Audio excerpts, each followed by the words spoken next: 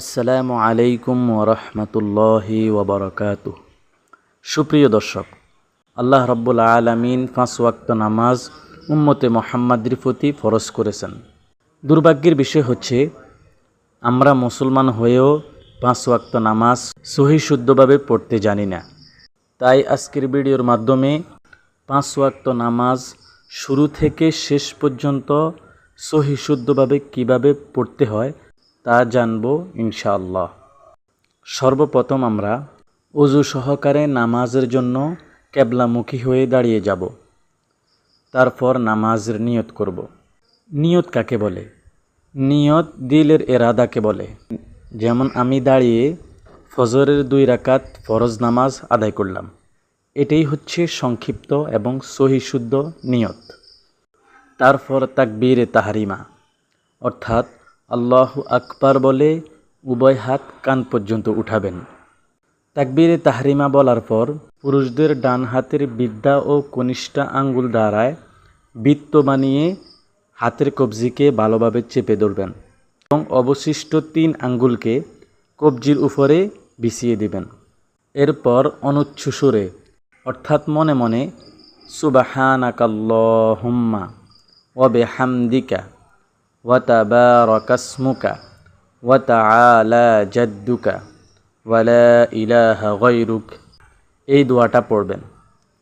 তারপর অনুচ্চ সুরে অর্থাৎ মনে মনে আউযু বিল্লাহি মিনাশ শাইতানির রাজিম বিসমিল্লাহির রহমানির রহিম পড়ব।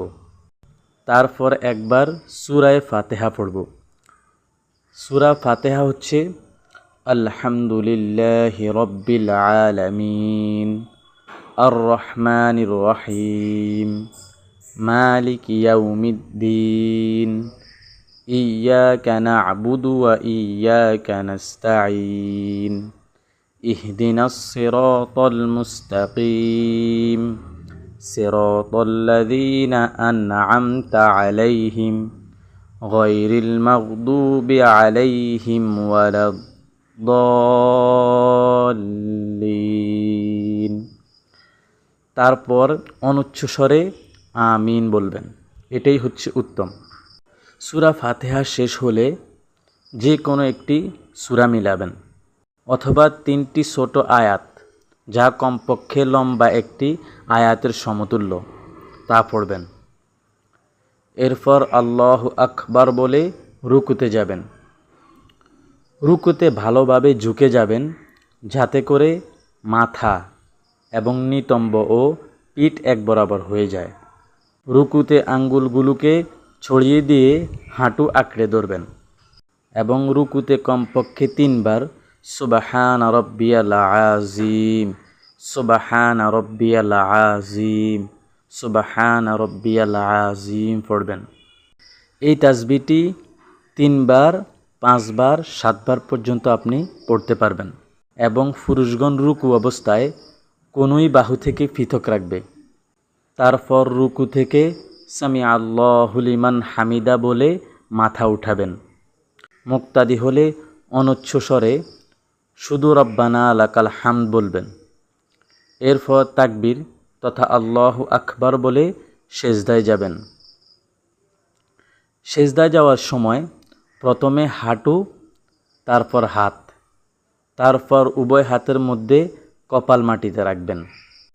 নিজের পেট রান থেকে এবং বাহুকে পার্শ্বদেশ থেকে পৃথক রাখবেন।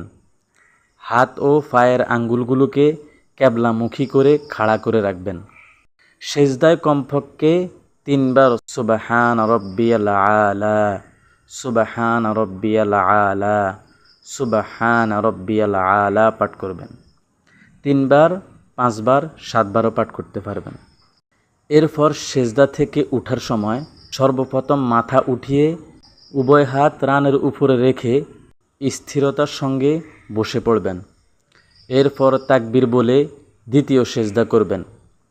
দ্বিতীয় সেজদা কমপক্ষে 3 বার তাসবিহ পড়বেন। অতঃপর জমিনে হাত দ্বারায় ঠেক না দিয়ে এবং না বসে সরাসরি তাকবীর বলে দাঁড়িয়ে যাবেন। এই পর্যন্ত প্রথম রাকাত সম্পূর্ণ হলো। এখন দ্বিতীয় রাকাতের আরম্ভ হলো। এতে হাত উঠাবেন না, সানাও পড়বেন না, আউযুবিল্লাহও পড়বেন না। আগের মতো সূরায়ে ফাতিহা ও তার সঙ্গে অন্য একটি সূরা মিলাবেন। তারপর সূরা পড়ে রুকু সেজদা করবেন। দ্বিতীয় সেজদা শেষ করে ডান পা খাড়া করে বাম পা বিছিয়ে দিয়ে তার উপর বসবেন। তখন আপনার হাত থাকবে রানের উপর এবং ডান পায়ের আঙ্গুলগুলো থাকবে কেবলামুখী অবস্থায়। অতঃপর তাশাহুদ পড়বেন। তাশাহুদ হচ্ছে আত্তাহিয়াতু লিল্লাহি ওয়াসসালাওয়াতু ওয়াত্তাইয়িবাতু আসসালামু আলাইকা আইয়ুহান নাবিয়্যু ওয়া রাহমাতুল্লাহি ওয়া বারাকাতুহু আসসালামু আলাইনা ওয়া আলা ইবাদিল্লাহিস সালিহিন আশহাদু আল্লা ইলাহা ইল্লাল্লাহু ওয়া আশহাদু আন্না মুহাম্মাদান আবদুহু ওয়া রাসূলুহু। আশহাদু আল্লা ইলাহা ইল্লাল্লাহু পড়ার সময় শাহাদাত আঙ্গুল উঁচু করে ইশারা করবেন, আর ইল্লাল্লাহু বলার সময় আঙ্গুল নামিয়ে ফেলবেন। যদি 2 রাকাত বিশিষ্ট নামাজ হয়, যেমন ফজরের নামাজ ইত্যাদি, তাহলে তাশাহুদের পর দুরূদ শরীফ পাঠ করবেন। দুরূদ শরীফ হচ্ছে আল্লাহুম্মা সাল্লি আলা মুহাম্মাদিন ওয়া আলা আলি মুহাম্মাদ কামা সাল্লাইতা আলা ইব্রাহিমা ওয়া আলা আলি ইব্রাহিম ইন্নাকা হামিদুম মাজিদ। আল্লাহুম্মা বারিক আলা মুহাম্মাদিন ওয়া আলা আলি মুহাম্মাদ কামা বারাকতা আলা ইব্রাহিমা ওয়া আলা আলি ইব্রাহিম ইন্নাকা হামিদুম মাজিদ। তারপর এই দোয়া পড়বেন। এটাকে দোয়ায়ে মাসুরা বলা হয়। আল্লাহুম্মা ইন্নী যালামতু নাফসি যুলমান কাসীরা ওয়া লা ইয়াগফিরুয যুনুবা ইল্লা আনতা ফাগফিরলি মাগফিরাতাম মিন ইনদিকা ওয়ারহামনি ইন্নাকা আনতাল গফুরুর রহিম।